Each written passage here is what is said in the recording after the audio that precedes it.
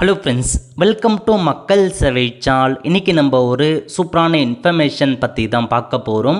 அதாவது தமிழக அரசின் கலைஞரின் கனவு இல்லம் திட்டம் 2026 செயல்படுத்துகிறாங்க. அதுக்கான அறிவிப்பு வெளியிட்டாங்க. இப்போ இந்த கலைஞரின் கனவு இல்லம் திட்டத்தின் கீழ் வீடு யார் யாருக்கெல்லாம் கிடைக்கும், அதுக்கான தகுதி என்ன, இதை பற்றின மொத்த இன்ஃபர்மேஷன் தான் இந்த வீடியோ பார்க்க போகிறோம். இந்த வீடியோ ஸ்கிப் பண்ணாமல் ஃபுல்லாக பாருங்கள். அது மட்டும் அல்ல, இந்த வீடியோ நிறைய பேருக்கு ஷேர் பண்ணுங்கள். ஃபஸ்ட்டு இந்த வெப்சைட் பண்ணிக்கோங்க. இந்த வெப்சைட்கான லிங்க்கை நான் டிஸ்கிரிப்ஷன் கொடுத்துட்றேன். அதாவது தமிழக அரசு சார்பில் 2024-25 ஆண்டு பட்ஜெட் தாக்கலின் போது கலைஞரின் கனவு இல்லம் அப்படின்ற ஒரு புதிய திட்டம் துவங்கப்படும். இதன் மூலமாக இலவச வீடு வழங்கப்படும் அப்படின்ற மாதிரி தமிழக அரசு அறிவிச்சிருந்தாங்க. கிட்டத்தட்ட 2030க்குள்ள தமிழகம் முழுவதும் குடிசை இல்லா மாநிலமாக மாறணும் அப்படின்ற காரணத்துக்காக இந்த கலைஞரின் கனவு இல்லம் திட்டம் பார்த்தீங்கன்னா செயல்படுத்தப்படும் அப்படின்ற மாதிரி சொல்லியிருந்தாங்க. அடுத்த 6 வருஷத்துக்குள்ள 8 லட்சம் காங்கிரீட் வீடுகள் கட்டப்படும் அப்படின்ற மாதிரியும் ஒரு அறிவிப்பு கொடுத்துருந்தாங்க. அந்த வகையில் இதுவரைக்கும் 2 லட்சம் வீடு பார்த்தா கட்டி கொடுத்துருக்காங்க தமிழக அரசு சார்பில்.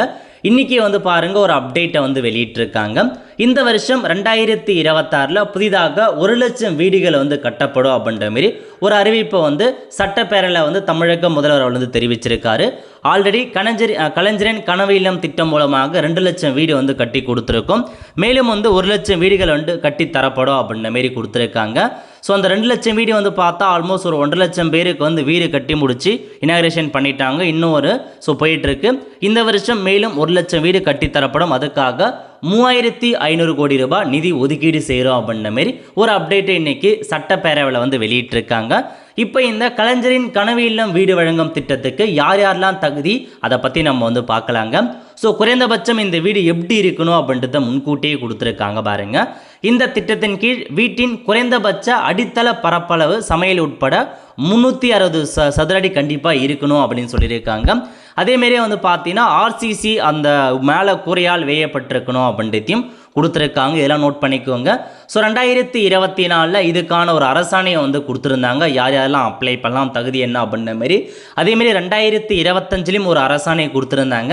இப்போ இந்த ஸ்கீம் மூலமாக யார் யாரெல்லாம் அப்ளை பண்ணலாம், எங்கே போயிட்டு அப்ளை பண்ணணும், அதை பற்றி இப்போ நம்ம பார்க்கலாங்க. ஸோ இதில் கொடுத்துருக்காங்க பாருங்கள். தகுதி வரையறை எலிஜிபிலிட்டி கிரைட்டீரியா என்ன அப்படின்னா, முதல்ல கலைஞர் வீடு வழங்கும் திட்டம், அதாவது இதுக்கு முன்னாடி 2011 கலைஞர் வீடு வழங்கும் திட்டம் அப்படின்னு ஒரு ஸ்கீம் இருந்தது. அந்த ஸ்கீமில் பார்த்தீங்கன்னா சென்செக்ஸ் எடுத்தாங்க. மறு கணக்கெடுப்பு பட்டியலில் இடம்பெற்று 4 வரை குடிசைகளில் தொடர்ந்து வாழ்கின்ற தகுதியுள்ள குடும்பங்களுக்கு முன்னுரிமை அளிக்க வேண்டும். 2011 கலைஞர் வீடு வழங்கும் திட்டத்தின் மூலமாக கணக்கெடுப்பு பண்ணாங்க. அதேமாரி மறு கணக்கெடுப்பு பண்ணாங்க. அந்த பட்டியலில் தொடர்ந்து இன்னமும் அவங்க குடிசை வீட்டில் இருக்காங்க அப்படின்னா அவங்களுக்கு முன்னுரிமை கொடுத்து வீடு வழங்குங்க அப்படின்றத சொல்லிட்டாங்க.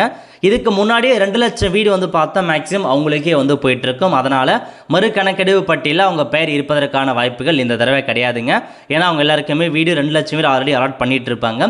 ரெண்டாவது, கலைஞர் வீடு வழங்கும் திட்டம் மறு கணக்கெடுப்பில் ஒரு கிராம ஊராட்சியில் குறைந்த அளவிலான வீடுகள் அல்லது தகுதியுள்ள குடும்பங்களோ இல்லாத நிலையில் புதிய குடிசைகள் கணக்கெடுப்பில் பட்டியலிடப்பட்ட குடும்பங்கள் மற்றும் அனைவருக்கும் வீடு கணக்கெடுப்பு தரவுத்தளத்தில் உள்ள குடிசைகள் பரிசீலிக்கப்படும். ஸோ அந்த கலைஞர் வீடு வழங்கும் திட்டம் மறு கணக்கெடுப்பில் பார்த்தா யாருமே இல்லாத இருக்காங்க அப்படின்னா புதுசாக கணக்கெடுப்பு பண்ணுங்க, அல்லது அனைவருக்கும் வீடு வழங்கும் திட்டத்தின் மூலமாக குடிசைகள் இருக்காங்க பாருங்க, அவங்களுக்கு வீடு வழங்குங்க அப்படின்ற மாதிரி சொல்லியிருக்காங்க. அதேமாரி பட்டா அல்லது வீடு அமைந்துள்ள இடத்திற்கான உரிமை ஆவணம் உள்ள குடும்பங்கள் மட்டுமே இத்திட்டத்தின் கீழ் பயன்பெற தகுதி உடையவர்கள் ஆவர். தற்போது குடிசை அமைந்துள்ள இடத்தில் அல்லது அவர்களுக்கான பட்டா உரிமை ஆவணம் உள்ள இடத்துல வீடுகள் கட்டப்பட வேண்டும். ஸோ குடிசை இருக்குது அப்படின்னா அந்த குடிசையை நீக்கிட்டு அந்த இடத்துல தான் வீடு கட்டித்தரவும், அல்லது அவங்களுக்கு வேறு ஏதாச்சும் இடம் இருக்குது அப்படின்னா அந்த இடத்துல வீடு கட்டி தரலாம் அப்படின்ற மாரி சொல்லியிருக்காங்க. அதேமாரி பரம்பரை சொத்தில் குடியிருக்கும் சட்டப்பூர்வ வாரிசாக உள்ள குடும்பங்களுக்கு வீடுகள் வழங்க பரிசீலனை பண்ணலாம் அப்படின்னு சொல்லியிருக்காங்க.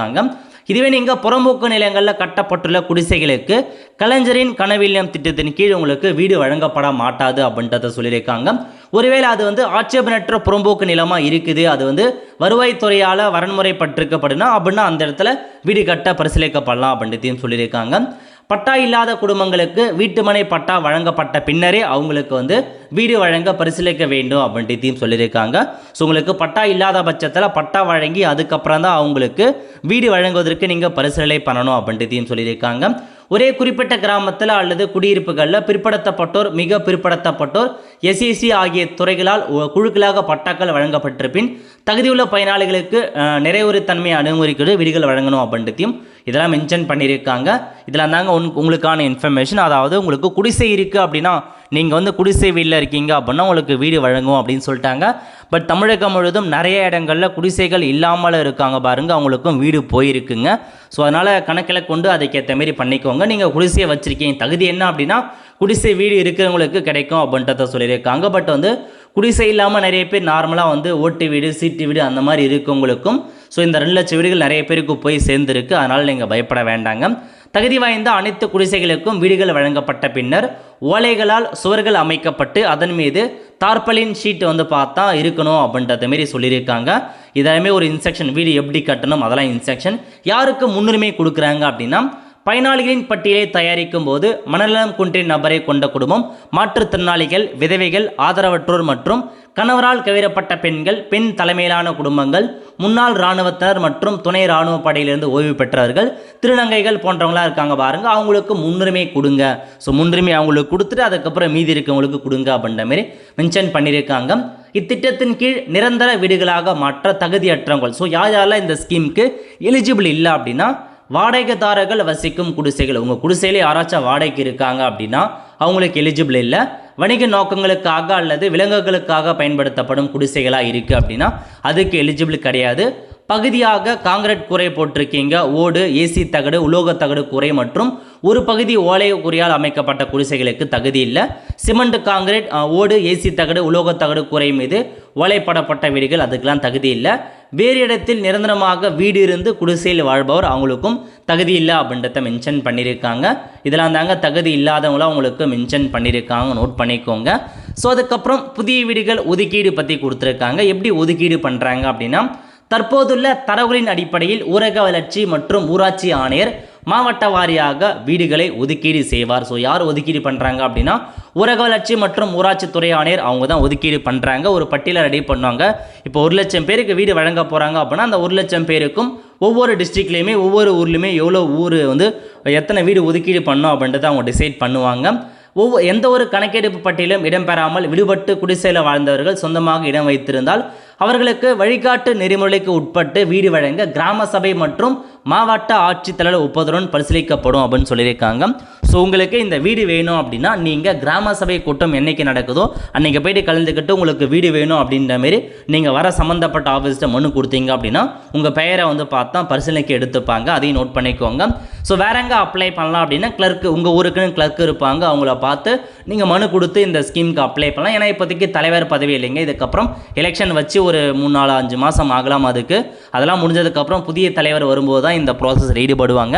ஸோ 1 லட்சம் வீடு கட்டப்படும் அப்படின்ற மாதிரி அறிவிச்சிட்டாங்க நீங்கள் அப்ளை பண்ணுறதுக்கு. ஸோ உங்களுக்கு கிளர்க்கை கான்டாக்ட் பண்ணி இப்போயே நீங்கள் பண்ணப்படுங்க. ஏன்னா அவர் தான் வந்து உங்களுக்கான டீட்டெயில்ஸ் எல்லாமே வந்து கலெக்ட் பண்ணுறவர். ஏன்னா அவரை கான்டாக்ட் பண்ணி வேணுன்றவங்க நீங்கள் அவரை கான்டாக்ட் பண்ண பாருங்கள்.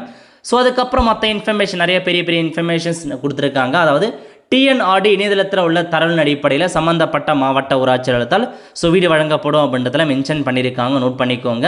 ஸோ இதெல்லாம் தாங்க இன்ஃபர்மேஷன், பேசிக் இன்ஃபர்மேஷன்ஸாக கொடுத்துருக்காங்க. நெக்ஸ்ட்டு உங்களுக்கு எவ்வளோ அமௌண்ட்டு கொடுப்பாங்க, எப்படி வீடு கட்டணும் அது எல்லாமே கொடுத்துருக்காங்க. வீட்டின் வடிவமைப்பு, இந்த கலைஞர் கனவில்லம் திட்டம் எப்படி இருக்கணும் அப்படின்னா, ஆல்ரெடி பார்த்த மாரி 360 ஸ்கொயர் ஃபீட் இருக்கணும். அதில் 300 சதுரடி வந்து சிமெண்ட் கான்கிரீட் கூரையால் மூடப்பட்டிருக்க வேண்டும். மீதி 60 வந்து சிமெண்ட் கான்கிரீட் அல்லது பயனாளின் விருப்பப்படி நீங்கள் வந்து யூஸ் பண்ணலாம் அப்படின்னு சொல்லியிருக்காங்க. ஒவ்வொரு வீட்டிற்குமே எவ்வளோ நிதி ஒதுக்கீடு செய்கிறாங்க அப்படின்னா 3 லட்ச ரூபாய் வழங்கப்படும் அப்படின்னு சொல்லியிருக்காங்க. ஒரு வீட்டுக்கு 3 லட்ச ரூபாய் உங்களுக்கு வந்து ப்ரொவைட் பண்ணுறாங்க. ஸோ ஒவ்வொரு தடவையும் ஒவ்வொரு பார்ட் அமௌண்ட்டாக உங்களுக்கு வந்து பார்த்தா ப்ரொவைட் பண்ணுவாங்க. ஸோ நிதி எப்படி கால்குலேட் பண்ணுறாங்க, மொதல் பேஸ்மெண்ட் போடுறப்போ ஒரு அமௌண்ட்டும் அதுக்கப்புறம் மீதி இருக்க அமௌண்ட்டும் அந்த மாதிரி ஒரு 4 தவணையாக உங்களுக்கு நிதி வந்து வழங்கப்படும் அப்படின்ற மாரி மென்ஷன் பண்ணியிருக்காங்க. ஸோ உங்களுக்கு வண்ணப்பூச்சி எப்படிலாம் இருக்கணும் அப்படின்றத கொடுத்துருக்காங்க. ஒரு வீடு எப்படி இருக்கணும், இதெல்லாம் பேசிக் ரெக்யர்மெண்ட்டாக அந்த வீட்டுக்கு இருக்கணும் அப்படின்றத சொல்லியிருக்காங்க. இதை கொடுத்து நம்ம சேனல் டீட்டெயில்ஸாக வீடியோ போட்டிருக்கோம், நீங்கள் வேணுன்றவங்க பார்த்து தெரிஞ்சுக்கோங்க. அதேமாரி வந்து பார்த்தா கழிவறை கட்ட உங்களுக்கு 12,000 ரூபாய் வந்து பார்த்தா ப்ரொவைட் பண்ணுறாங்க. தூய்மை பாரத இயக்கம் மூலமாக உங்களுக்கு தரப்படும் அப்படின்றதையும் மென்ஷன் பண்ணியிருக்காங்க. ஸோ இப்போ எப்படி உங்களுக்கு அமௌண்ட்டை கொடுக்குறாங்க அப்படின்னா, பேஸ்மெண்ட் போட்டதுக்கப்புறம் 75,000 ரூபாய் விடுவிப்பாங்க. லிண்டல் நிலை அப்போ 60,000 ரூபாய் உங்களுக்கு அக்கௌண்ட்டுக்கு வரும். ஸோ கூரை வேயப்பட்ட நிலையில் 1,00,000 ரூபாய் உங்களுக்கு அக்கௌண்ட்டுக்கு அனுப்புவாங்க. முடிவு ட்ரிப்பன் 75,000 ரூபாய், டோட்டலாக 3,10,000 ரூபாய் கொடுக்குறாங்க. ஸோ மீதி இருக்க அமௌண்ட் எதுக்கு போகும் அப்படின்னா உங்களுக்கு அவங்களே வந்து அந்த ஜல்லி அந்த மாதிரி எல்லாமே தமிழக அரசு சாலை சிமெண்ட் எல்லாமே வந்து ப்ரொவைட் பண்ணுறாங்க. அதுக்கு அமௌண்ட் வந்து எடுத்துப்போம் அப்படின்ற மாதிரி மென்ஷன் பண்ணியிருக்காங்க. ஸோ இதாங்க உங்களுக்கான இன்ஃபர்மேஷன். செக் பண்ணி பார்த்துட்டு ஸோ தேவைப்படுறவங்க அப்ளை பண்ணுறவங்க சம்மந்தப்பட்ட கிளர்க்கு அல்லது ஸோ உங்களுக்கு அந்த முகாம் அதாவது அந்த ஏற்படுத்துகிறாங்க பாருங்கள் கிராம சபை கூட்டம், அங்கே போயிட்டு கலந்துக்கிட்டு ஸோ பெற பாருங்கள். இதுதான் இன்ஃபர்மேஷன். நல்ல ஒரு ஆப்பர்ச்சுனிட்டி. இந்த வருஷம் இன்னும் 1,00,000 வீடு கட்ட போகிறாங்க. ஸோ தேவைப்படுறவங்க விண்ணப்பம் கொடுத்து அப்ளை பண்ண பாருங்கள். அல்லது உங்களுடன் முகவரி இருக்குது பாருங்கள், சிஎம்சியில் கூட நீங்கள் கம்ப்ளைண்ட்டாக நீங்கள் ஒரு ரெக்வஸ்ட்டாக நீங்கள் அனுப்பலாம்.